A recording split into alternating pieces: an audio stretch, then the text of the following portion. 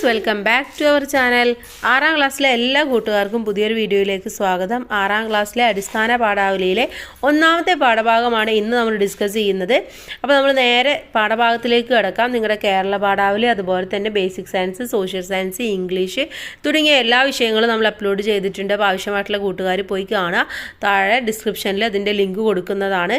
Okay, അപ്പോൾ 1ാമത്തെ unit മനസ്സ് തുറക്കാം എന്നതാണ് യൂണിറ്റിൻ്റെ പേര്. ഓക്കെ, അതുമായി ബന്ധപ്പെട്ട ഒരു ചിത്രവും തന്നിട്ടുണ്ട്. ഇനി അതിലെ ഒരു ഭാഗമാണ് സ്വന്തം ഭാഷ എന്നുള്ളത്. എന്താണ് നമുക്ക് വായിച്ചു നോക്കാം. ഒരിക്കൽ കൃഷ്ണദേവരായരുടെ അരമനയിൽ എത്തിച്ചേർന്ന ഒരു വിദ്വാൻ അദ്ദേഹത്തെ മുഖം കാണിച്ചിട്ട് പറഞ്ഞു, രാജാവേ, എനിക്ക് നിരവധി ഭാഷകൾ പ്രാവീണ്യമുണ്ട്. പക്ഷേ എൻ്റെ മാതൃഭാഷ ഏതെന്ന് ഞാൻ പറയില്ല. അത് കണ്ടുപിടിക്കേണ്ടത് അങ്ങയുടെ സദസ്സിലെ വിദ്വാൻമാരാണ്. രാജാവ് ഓരോ ഭാഷയിലും പ്രാവീണ്യമുള്ളവരെ അവിടെ വിളിച്ചു വരുത്തി. എന്തൊരത്ഭുതം! വിദ്വാൻ എല്ലാ ഭാഷയും വിദഗ്ധമായി കൈകാര്യം ചെയ്യുന്നു. ഓരോന്നും സ്വന്തം മാതൃഭാഷയെന്ന് തോന്നിക്കുമാറ് നല്ല ഒഴുക്കോടും സ്ഫുടതയോടും കൂടിയാണ് അയാളുടെ സംഭാഷണം. രാജപണ്ഡിതർക്ക് വല്ലാത്ത ചിന്താക്കുഴപ്പം. വിദ്വാന്റെ മാതൃഭാഷ ഏതെന്ന് തിരിച്ചറിയുക ബുദ്ധിമുട്ട്. ഈ സമസ്യയുടെ ഉത്തരം കണ്ടെത്താൻ രാജാവ് തെന്നാലി രാമനോടും ആവശ്യപ്പെട്ടു. രാമൻ വിദ്വാന്റെ അടുത്തെത്തി. എന്നിട്ട് എന്താ ചെയ്തത്? ചിത്രം കൂടി ചേർത്ത് വായിക്കുമ്പോൾ മാതൃഭാഷയുടെ ഏത് സവിശേഷതയാണ് കഥയിൽ നിന്നും മനസ്സിലാക്കുന്നത്. അങ്ങനെ തെന്നാലി രാമൻ എന്താ ചെയ്തിട്ടുണ്ടാവുക കൂട്ടുകാരെ? ഈ ചിത്രത്തിൽ നോക്കൂ, കാലിൽ ചവിട്ടി അല്ലേ. അപ്പം എന്തായി? ആ വിദ്വാന് വേദന തോന്നി. വേദന വന്നു കഴിഞ്ഞാൽ നമ്മൾ ആ പറയുന്ന ഭാഷ എന്ന് പറയുന്നത് നമ്മുടെ മാതൃഭാഷ തന്നെ ആയിരിക്കും. അപ്പോൾ വിദ്വാൻ അമ്മ എന്ന് പറഞ്ഞു. അതിൽ നിന്നും മനസ്സിലായി മാതൃഭാഷ ഏതാണെന്ന്. അപ്പം എന്ത് സവിശേഷതയാണ് നമുക്ക് ഇതിൽ നിന്നും കാണാൻ വേണ്ടി പറ്റുന്നത്? ഈ കഥയും ചിത്രങ്ങളും ചേർത്ത് വായിക്കുമ്പോൾ മാതൃഭാഷയുടെ വിനോദം തരുന്ന സ്വഭാവമാണ് മനസ്സിലാക്കാൻ കഴിയുന്നത്. കഥയും ചിത്രവും ഒറ്റയായി നമ്മളെ ചിരിപ്പിക്കുകയും പാഠത്തിലെ സംഭവങ്ങൾ വളരെ രസകരമായി കാണിച്ചിരിക്കുകയും ചെയ്തിരിക്കുന്നു. ഭാഷയുടെ ഹാസ്യപരമായ രീതിയും ബോധമുണ്ടാക്കുന്ന ശൈലിയുമാണ് ഈ കഥയുടെ മറ്റൊരു പ്രത്യേകത. അതിനാൽ ഈ കഥ മാതൃഭാഷയുടെ സമ്പന്നതയും സംവേദനക്ഷമതയും മനസ്സിലാക്കാൻ സഹായിക്കുന്നു. ഇങ്ങനെയാണ് നിങ്ങൾ ഇതിന് ഉത്തരമായിട്ട് എഴുതേണ്ടത്. ഇനി ഇതിലെ 1ാമത്തെ പാഠഭാഗം മാതൃഭാഷ നമ്മെ ചേർത്ത് നിർത്തുന്നു എന്നുള്ളതാണ്. നമ്മുടെ വികാരങ്ങൾ ശക്തിയായി പ്രകടിപ്പിക്കുന്ന മാത്രമല്ല, നമ്മെ ചേർത്ത് പിടിക്കുന്നതിനും മാതൃഭാഷയ്ക്ക് കഴിയും. നമ്മളെപ്പോഴും നമ്മുടെ വികാരങ്ങൾ പറയുന്നത് എങ്ങനെയായിരിക്കും? നമ്മുടെ മാതൃഭാഷയിലായിരിക്കും അല്ലേ. ഇപ്പോൾ ഇവിടെ നേരത്തെ പറഞ്ഞ പോലെ തെന്നാലി രാമൻ ചവിട്ടിയപ്പോൾ വിദ്വാൻ മാതൃഭാഷ പറഞ്ഞതുപോലെ തന്നെ. നമുക്ക് എന്തായാലും ഈ പാഠഭാഗം ഒന്ന് വായിച്ചു നോക്കാം. എന്നിട്ട് ഇതിൻ്റെ പ്രവർത്തനവും നോക്കാം. മാതൃഭാഷയിൽ കൂടിയാണ് നാം തൊട്ടടുത്ത് കിടക്കുന്ന പ്രകൃതിയെയും സമൂഹത്തെയും അറിയുന്നത്.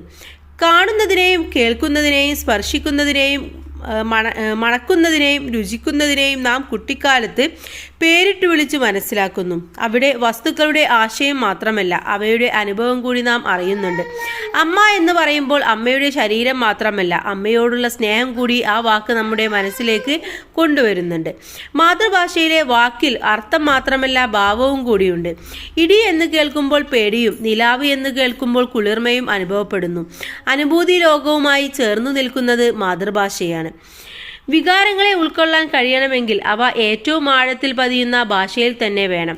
ആഴത്തിലുള്ള സ്നേഹവും വെറുപ്പും ഭയവുമെല്ലാം നമ്മൾ പ്രകടിപ്പിക്കുന്നത് മാതൃഭാഷയിൽ തന്നെയായിരിക്കും. ഏത് കൃത്രിമമായ ഇതര ഭാഷാന്തരീക്ഷത്തിലും തലയിൽ ഒരു തേങ്ങ വന്നു വീണാൽ നാം നിലവിളിക്കുന്നത് മാതൃഭാഷയിലായിരിക്കും. അതുകൊണ്ട് വികാരപരമായ വിദ്യാഭ്യാസത്തിൻ്റെ ഭാഷ മാതൃഭാഷ തന്നെ. അത് അറിവിനെ അനുഭൂതിയാക്കി മാറ്റുന്നു. നമുക്ക് ഭാവനാപരമായ ജീവിതം നൽകുന്നത് ഭാഷയും സാഹിത്യവുമാണ്. സാഹിത്യം ഇങ്ങനെ ഒരനുഭവത്തെ പലതാക്കി പെരുക്കുന്നു. പഞ്ചേന്ദ്രിയങ്ങൾ കൊണ്ട് നാം അനുഭവിക്കുന്ന ലോകത്തെ മാത്രമല്ല, നമ്മുടെ മുന്നിലല്ലാത്ത ലോകത്തെയും നമ്മൾ നമ്മുടെ മനസ്സിലെത്തിക്കുന്നു. പുഴ എന്നൊരാൾ പറയുമ്പോൾ പുഴയില്ലാത്തിടത്തും പുഴയുടെ അനുഭവം ഉണ്ടാക്കുന്നു. കുന്നിൽ തടഞ്ഞ പുഴ പോലെ കുഴങ്ങി എന്ന കവിതാഭാഗം ആസ്വദിക്കാൻ മുന്നിൽ പുഴ വേണമെന്നില്ല. ആ അനുഭവം നൽകുന്ന മാതൃഭാഷയിലെ പുഴ എന്ന വാക്ക് അറിഞ്ഞാൽ മതി. പ്രകൃതിയിലുള്ള വസ്തുക്കളുടെ ബന്ധങ്ങൾ കണ്ടെത്തുന്നതിനേക്കാൾ ശേഷി വേണം ഇല്ലാത്തതിനെ ഭാവന ചെയ്യാൻ. അനുഭൂതിയുടെ രൂപത്തിലുള്ള അറിവാണ് ഏറ്റവും വലിയ അറിവ്. മറ്റു ശാസ്ത്രങ്ങൾ ഉള്ളതിനെക്കുറിച്ച് മാത്രം പറയുമ്പോൾ സാഹിത്യം ഇല്ലാത്തതിനെയും മനസ്സിൽ കാണാൻ പഠിപ്പിക്കുന്നു. മാതൃഭാഷ അനേകം ഭാവനാബന്ധങ്ങളിലൂടെ നമ്മെ ചേർത്തു നിർത്തുന്നു. മാതൃഭാഷയും സൗന്ദര്യബോധവും പി പവിത്രൻ എഴുതിയതാണ്. അപ്പം മാതൃഭാഷ എന്ന് പറയുന്നത് എന്താണ്? നമ്മുടെ എല്ലാം നമുക്ക് മനസ്സിലാക്കി തരുന്നതും അല്ലെങ്കിൽ ഏറ്റവും കൂടുതൽ ഭാവനമായിട്ടും ഏറ്റവും കൂടുതൽ വൈകാരികതയും നമ്മൾ ഉണ്ടാക്കുന്നത് നമ്മുടെ മാതൃഭാഷ തന്നെയാണ്. അപ്പം അത്തരം കാര്യങ്ങളാണ് നമ്മൾ ഈ ഒരു പാഠഭാഗത്തിലൂടെ പറഞ്ഞത്. ഇനി നമുക്ക് നേരെ ഇതിലെ പ്രവർത്തനങ്ങൾ നോക്കാം. വായിക്കാം പറയാം എന്നുള്ളതാണ് ഒന്നാമത്തെ പ്രവർത്തനമായിട്ട് വരുന്നത്. ഒന്നാമത്തെ ചോദ്യം, കുട്ടിക്കാലത്തിൻ്റെ ഏത് സവിശേഷതയാണ് ഇവിടെ സൂചിപ്പിക്കുന്നത്? ഏത് സവിശേഷതയാണ് കൂട്ടുകാരെ ഇതിൽ പറയുന്നത്? കുട്ടിക്കാലത്ത് എന്തും നമ്മൾ മനസ്സിലാക്കുന്നത് മാതൃഭാഷയിലൂടെയാണ്. കാണുന്ന വസ്തുക്കളെയും കേൾക്കുന്ന ശബ്ദങ്ങളെയും ചൂട്, തണുപ്പ് തുടങ്ങിയ വികാരങ്ങളെയും അനുഭവങ്ങളെയും മാതൃഭാഷയിലൂടെ നാം ഉൾക്കൊള്ളുന്നു. അതുകൊണ്ടാണ് ഈ കാലം അതിജീവനത്തിന് മാത്രമല്ല അനുഭവങ്ങൾക്കുള്ള ഭാഷയും കണ്ടെത്തുന്ന കാലമായി ചിത്രീകരിച്ചിരിക്കുന്നത്. രണ്ടാമത്തെ ചോദ്യം, ഇടി, നിലാവ് തുടങ്ങിയ വാക്കുകൾ കേൾക്കുമ്പോൾ നമുക്ക് എന്തെല്ലാം അനുഭവപ്പെടുന്നു? എന്തൊക്കെയാണ്? ഇടി എന്ന് കേൾക്കുമ്പോൾ നമുക്ക് മനസ്സിലേക്ക് പേടി തോന്നുന്നു അല്ലേ? നിലാവ് എന്ന് കേൾക്കുമ്പോൾ കുളിരും ശാന്തതയും പോലെ നല്ലൊരു അനുഭവം മനസ്സിലുണ്ടാകും. ഈ വാക്കുകൾ കേൾക്കുമ്പോൾ ആ അനുഭവങ്ങൾ പോലെ തന്നെ നമുക്ക് മനസ്സിൽ തോന്നുകയും ചെയ്യും. മൂന്നാമത്തെ ചോദ്യം, ഏറ്റവും വലിയ അറിവ് എന്ന് വിശേഷിപ്പിച്ചിരിക്കുന്നത് എന്തിനെയാണ്? അനുഭൂതിയുടെ രൂപത്തിലുള്ള അറിവാണ് ഏറ്റവും വലിയ അറിവ് എന്ന് പാഠഭാഗം വ്യക്തമായി പറയുന്നു. അത് വെറും കണ്ടറിയുന്ന അറിവല്ല, ഉള്ളിൽ എന്തോ തോന്നുന്നു എന്ന് മനസ്സിലാവുന്ന ആഴമുള്ള അറിവാണ്. ഇനി ഇതിലെ അവസാനത്തെ ചോദ്യമാണ്, ഭാഷ നമ്മുടെ മനസ്സിൽ എത്തിക്കുന്നത് എന്തെല്ലാം കാര്യങ്ങളാണ്? ഭാഷ നമ്മുടെ മനസ്സിലെത്തിക്കുന്നത് എന്തെല്ലാം? ഭാഷ നമ്മുടെ മുന്നിലല്ലാത്ത വസ്തുക്കളെയും സംഭവങ്ങളെയും മനസ്സിൽ കാണാൻ സഹായിക്കുന്നു. ഉദാഹരണത്തിന്, പുഴ എന്ന വാക്ക് കേട്ടാൽ പുഴ കാണാതെ തന്നെയും അതിൻ്റെ അനുഭവം നമുക്ക് മനസ്സിലാക്കാം. അതുപോലെ അനേകം കാഴ്ചകളും അനുഭവങ്ങളും ഭാഷ നമ്മിലേക്ക് കൊണ്ടുവരുന്നു. ഇനി അടുത്ത സെക്ഷനാണ് ബന്ധപ്പെടുത്തി പറയാം എന്നുള്ളത്.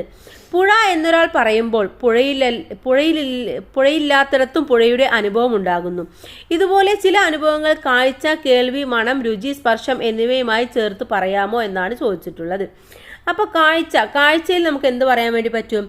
അഗ്നി എന്ന വാക്ക് കേട്ടാൽ നമ്മുടെ കണ്ണിൽ തീ കാണുന്ന പോലെ തോന്നും. അതുപോലെ കേൾവിയിലാണെങ്കിൽ ഓണം എന്ന് കേട്ടാൽ